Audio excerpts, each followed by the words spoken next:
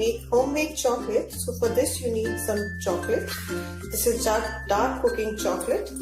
We'll be putting this into the microwave on an interval of 30 seconds each. Do not put it in one go because chocolate tends to get burned. Or you can also use the double boiler method. Once your chocolate has completely melted, start tempering it. That is that you need to really cool it down to the room temperature so as to get shiny chocolate.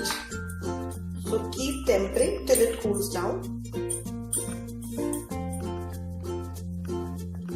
Once your chocolate has been tempered, we'll pour it in a tray which is coated with aluminium foil. This is the fun part. It's going to be random, you don't need to be precise.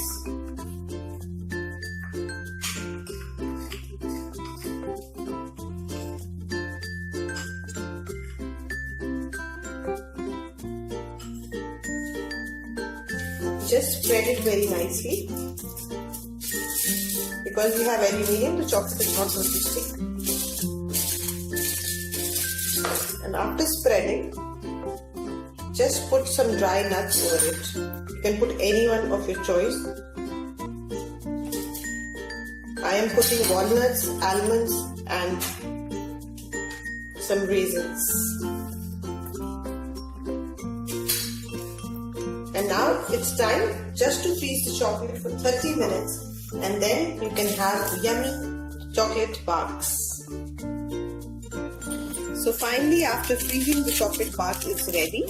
And now we are going to just cut it into pieces, or you can just simply break it into pieces as you like. Just remove it from the foil paper, detach it.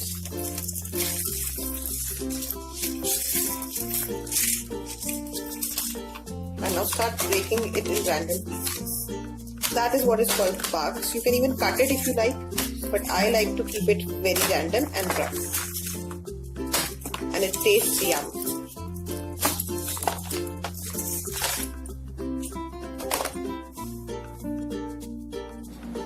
After completely breaking it, all the barks, you can directly consume it or you can gift it to someone in a box like this. This is a Ferrero Rocher box which I have recycled. If you want to learn how I made it, do tell me. I'll again make a video on this for you. So in this, I'll put all the barks in a very decorative manner or any way you like.